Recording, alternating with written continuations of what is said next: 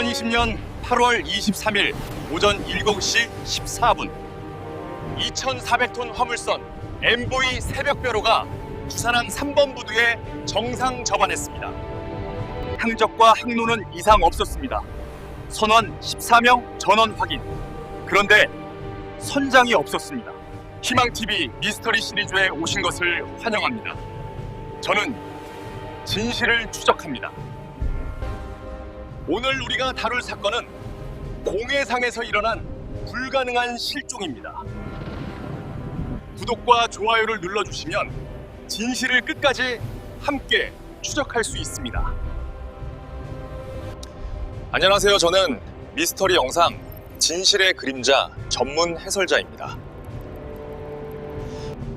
이번 미스터리 영상은 갑자기 사라진 선장의 행적을 찾아 떠나봅니다. 배는 정상적으로 항구에 도착했습니다. 항적 데이터도 선원들도 화물도 모두 정상이었습니다.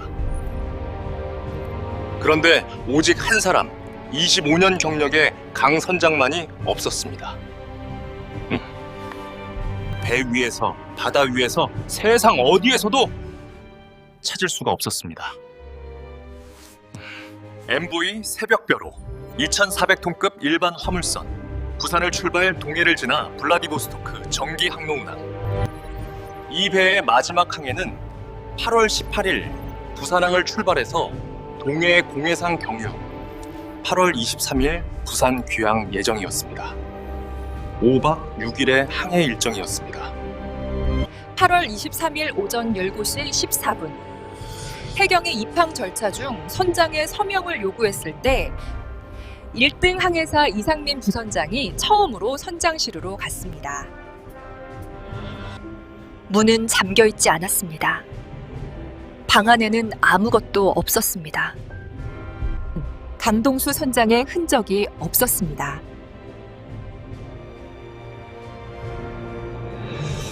강동수 58세, 해기사 1급 면허 보유, 25년간 무사고 경력, 이남 1녀의 아버지. 이웃 사람들은 그를 조용하고 성실한 사람이라고 말합니다. 동료 선원들은 엄격하지만 공정한 선장이라고 기억합니다. 그런 그가 자신의 배에서 사라졌습니다. MV 새벽벼로의 항로를 추정합니다. 8월 18일 오후 6시 부산항 출발, 동해로 진입. 8월 19일에서 21일 블라디보스토크 인근 공해상 경유. 8월 22일 귀향 항로 전환. 8월 23일 부산항 도착. 총 항해 거리 약 1,800캐리. 14명의 선원. 1등 항해사, 2등 항해사, 기관장, 기관사 3명, 갑판원 5명. 조리장, 조리원. 강 선장을 제외하고 이 모든 사람들이 살아서 부산항에 내렸습니다. 공식 화물 목록, 기계부품 42팔레트, 식품 원료 18팔레트, 전자부품 27팔레트, 총 화물 중량 1,847톤. 입항 당시 화물 목록은 출항시와 100% 일치한다고 보고되었습니다. 하지만 이것은 나중에 거짓으로 드러납니다. 부산해양경찰서 수사팀이 즉시 출동했습니다. 선박 전체 봉쇄, 선원 14명 즉시 분리조사를 실시합니다. 선내 CCTV 블랙박스 데이터 확보, 이것이 이 사건의 시작이었습니다. MV 새벽벼로에는 총 9개의 선내 CCTV가 설치되어 있었습니다. 선교 브리지, 선장실 복도, 갑판 앞뒤, 기관실, 식당, 화물창고 2곳. 모든 카메라는 30일 분량 영상을 덮어 쓰는 방식으로 작동합니다. 강동수 선장이 카메라에 마지막으로 포착된 것은 출항 3일째인 8월 20일 오전 3시 44분이었습니다. 장소는 선교. 그는 혼자였으며 무선 통신 장비 앞에 앉아 있었습니다. 그리고 그 이후 9개의 카메라 중 어디에도 강동수의 얼굴은 나타나지 않습니다. 더 이상한 것이 있었습니다. 블랙박스 분석 결과 8월 20일 오전 2시 31분부터 오전 6시 48분까지 4시간 17분 동안 9개 카메라 전체가 동시에 끊겼습니다. 장비 고장이 아니었습니다. 파일 자체가 삭제되어 있었습니다. 디지털 포렌식 전문가는 말합니다. 이 삭제는 실수나 장비 오류가 아닙니다. 누군가 선내에서 의도적으로 특정 시간대의 데이터를 삭제했습니다. 그리고 그 삭제 작업은 선교에 있는 메인 단말기에서만 가능합니다. 선교 메인 단말기. 접근 권한을 가진 자는 단 2명. 선장 강동수 그리고 1등 항해사 이상민.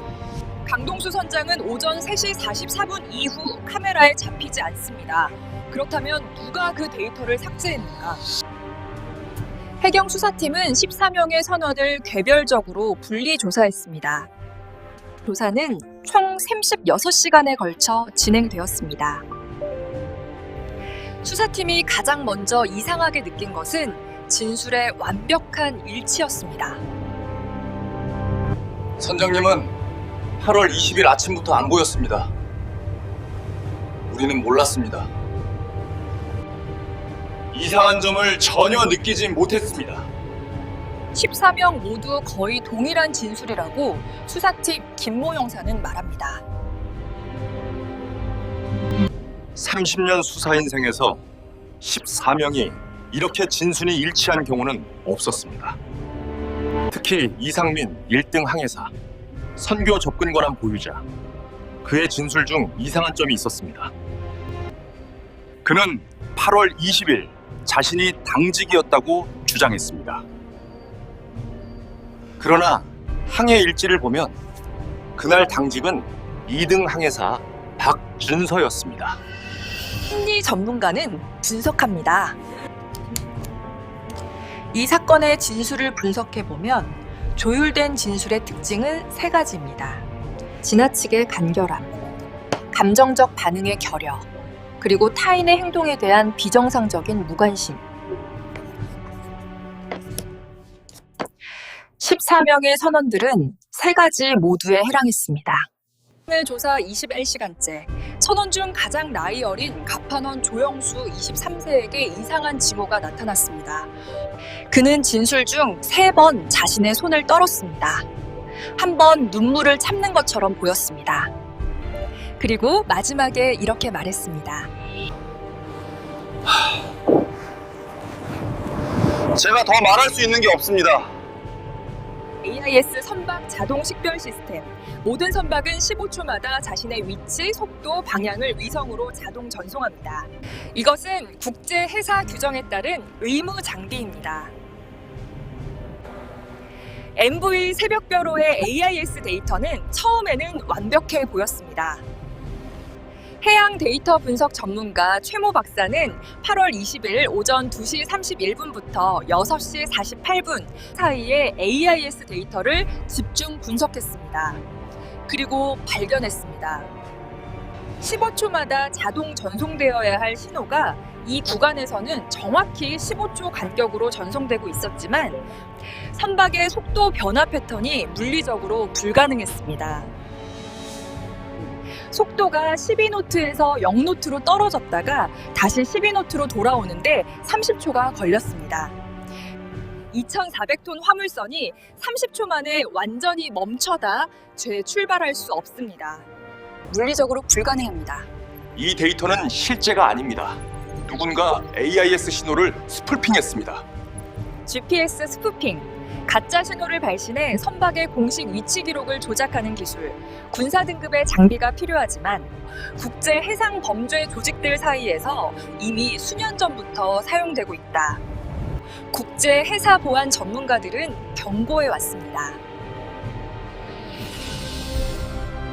AIS 데이터 조작이 사실이라면 MV 새벽별호는 4시간 17분 동안 어디 있었을까? 분석 결과 공식 항로에서 동쪽으로 약 43일이 이탈한 지점으로 추정됩니다. 동해 공해상, 대한민국과 일본의 배타적 경제 수역 어느 쪽도 아닌 국제 공해. 사건 수사 4일째 되는 날 해경 수사팀은 통신 기록을 추정하던 중 충격적인 데이터를 발견합니다. 8월 20일 오전 3시 47분 강동수 선장이 마지막으로 카메라에 포착된 지 정확히 3분 후 해경 신고 전화번호 122의 연결 시도 기록이 있었습니다. 신호 발신 위치가 추적되었습니다. 대한민국 위성통신망을 통한 발신 지점은 동해 공해상, AIS 스푸핑으로 가려진 실제 위치와 일치하는 구역이었습니다. 강동수 선장은 그 순간 공해상에서 해경에 신고하려 했습니다. 그리고 연결은 0초 만에 끊겼습니다. 음성 데이터는 없습니다. 하지만 통신 전문가는 신호 분석에서 하나의 단서를 발견했습니다. 연결이 끊긴 것이 아니었습니다. 강제로 차단되었던 것이었습니다.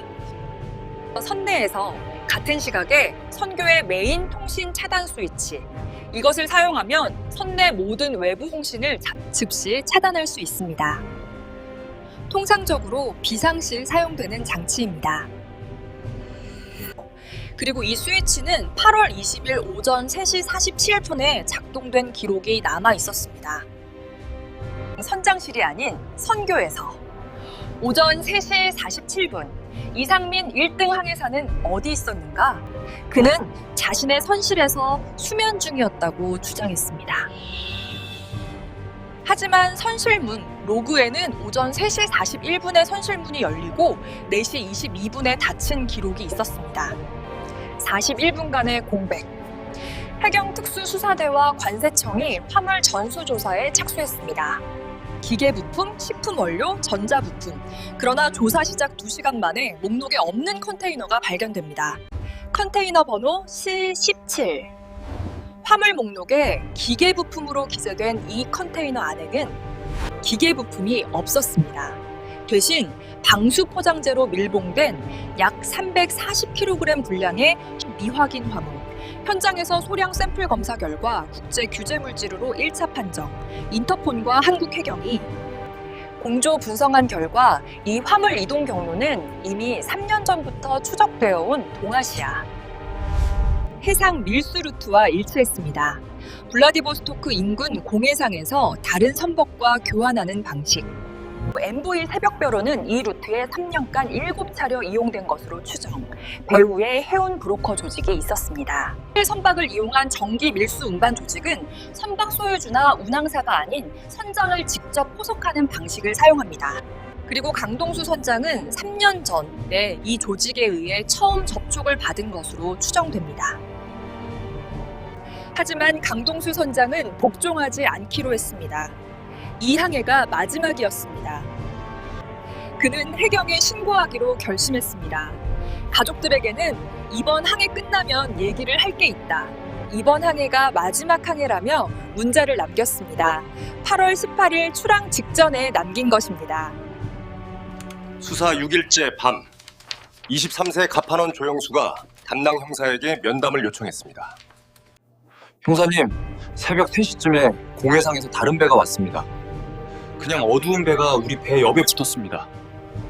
선장님이 끌려나가는 것을 봤습니다. 이상민 1등 항사가 우리 모두를 선실로 들어가라고 했습니다. 저는 기억합니다. 선체 색깔은 검은색이었습니다. 국기가 없었습니다. 엔진 소리가 매우 조용했습니다. 우리 배보다 훨씬 조용했고 크기는 우리 배의 절반 정도였습니다. 그 배에는 사람이 3명 보였습니다. 모두 어두운 옷을 입고 있었습니다. 선장님은 처음에는 저항하셨습니다.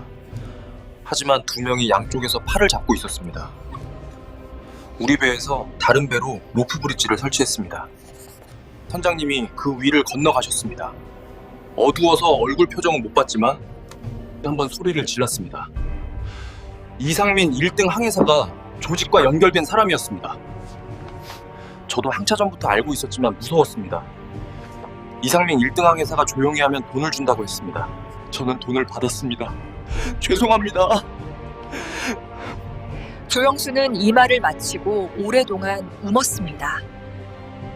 조영수의 진술을 기반으로 한국해경은 즉각 인터폴에 공조 수사를 요청했습니다. 사건은 이제 국제해상범죄수사로 격상되었습니다. 17개국 해경 및 해양수사당국이 공조망에 참가했습니다. 미국 NRO와 한국국가정보원이 공동으로 8월 20일 해당 구역의 위성 영상을 분석했습니다. 오전 4시 16분쯤 공택 항로에서 이탈한 지점에서 두 선박의 접촉이 위성에 포착되었습니다. 조영수의 진술과 정확히 일치했습니다. 위성 영상으로 포착된 검은 선박. 인터폴은 선체 형태와 크기, 이동 경로를 분석해 이 배를 추적했습니다.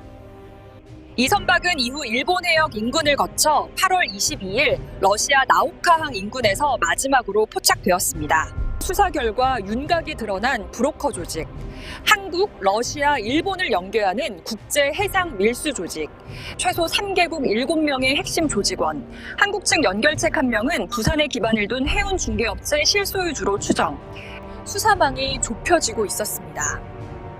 수사 9일째 되던 날 새벽, 해경 특수수사대가 이상민 1등 항해사의 자택을 급습했습니다. 이상민은 저항 없이 체포되었습니다.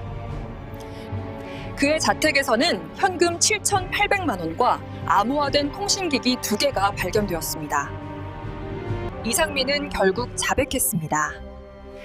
그는 2년 전 해운 브로커 조직으로부터 처음 접종을 받았으며 회당 500만 원의 보수를 받고 6차례 밀수 운반에 협력했습니다. 강동수 선장님이 신고하려는 것을 알고 제가 조직에게 그 사실을 보고했습니다. 그 이후 일은 내가 한 게 아닙니다. 라고 1등 항해사 이상민은 말했습니다. 이상민의 진술을 바탕으로 한국 측 브로커 조직 3명이 추가 체포되었습니다. 부산의 해운 중개업체 실소유주 김모 씨와 공모자 2명. 이들의 사무실에서는 지난 4년간의 밀수 기록, 선원 매수 내연, 그리고 강동수 선장에 관한 처리 요청 문서가 발견되었습니다. 인터폴 공조 수사 결과 러시아와 일본에서도 항해 관련자 4명이 체포되었습니다. 검은 선박은 러시아 나협카 항 인근에서 러시아 해경에 의해 납포되었습니다. 그러나 강동수 선장은 선박에 없었습니다. 강동수 선장의 행방은 현재까지도 확인되지 않고 있습니다. 러시아 당국은 선박에서 그의 흔적을 발견하지 못했다고 밝혔습니다. 인터폴은 그가 다른 경로로 제3국에 이송되었을 가능성을 배제하지 않고 있습니다. 그가 살아있을까요? 강동수 선장의 아내 박정희 씨는 수사 발표 후 기자들 앞에서 말했습니다. 남편은 옳은 일을 하려 했습니다. 그게 전부입니다. 제발 찾아주세요. 두 아들도 아버지의 귀환을 기다리고 있습니다. 현재 상황입니다. 이상민 1등 항해사는 국제범죄조직협력, 통신방해, 직무유기 현위로 구속기소, 한국 측 브로커 3명은 관세법 위반, 국제범죄 가담 현위로 기소, 러시아, 일본 관련자 4명은 각국에서 재판 진행 중, 강동수 선장 실종 상태, 인터폴 적색수배 발령. 이 사건은 무엇을 말해주는가? 대한민국 연구내와 공해상에는 레이더 밖에서 움직이는 국제 밀수 조직들이 있습니다. 이들은 AIS를 조작하고 선원을 매수하고 내부 고발자를 제거합니다. 강동수 선장 1명의 용기가 이 조직의 일부를 드러났습니다. 조영수 갑판원은 현재 증인 보호 프로그램에 참가 중입니다. 그의 용기 있는 진술이 없었다면 이 사건의 진실은 드러나지 않았을 것입니다. 내부 고발자를 보호하는 것. 이것이 이런 범죄를 막는 유일한 방법입니다. 전문가 제언, 선박 블랙박스 보안 강화 필요, AIS 신호 인증 시스템 도입, 선원 내부 고발 채널 익명 보행, 공해상 다국적 공조 감시망 구축. 강동수 선장의 실종은 단지 한 사람의 비극이 아닙니다. 시스템의 실패입니다. 강동수 선장은 아직 돌아오지 않았습니다. 그러나 옳은 일을 하겠다는 결심은 이미 돌아왔습니다. 범죄 조직의 일부가 검거되었습니다. 밀술은 차단되었습니다. 우리는 그를 잊지 않을 것입니다. 이 영상을 보고 계신 여러분께 부탁드립니다. 만약 이 사건과 관련된 정보를 갖고 계신다면 해경 민원센터로 신고해 주십시오. 한 사람의 제보가 한 사람의 생명을 구할 수 있습니다. 여러분은 어떻게 생각하시나요? 강동수 선장은 살아있을까요? 댓글로 의견을 남겨주세요. 그리고 구독과 좋아요를 눌러주시면 다음 미스터리도 함께 추적할 수 있습니다. 희망TV는 언제나 진실의 편에 있습니다. 희망TV 진실의 그림자. 다음 편은 복도 끝의 여자를 예고합니다. 경기도 용륜시 한 요양원. 치매 환자 78세 박순희 씨는 매일 밤 정확히 새벽 2시 30분 복도 끝 잠긴 문 앞에 섭니다. CCTV는 그 모습을 21일 연속으로 포착했습니다. 치매로 모든 기억을 잃은 그녀가 왜 매일 그 자리에 가는가? 다음 편 복도 끝의 여자 꼭 놓치지 마세요.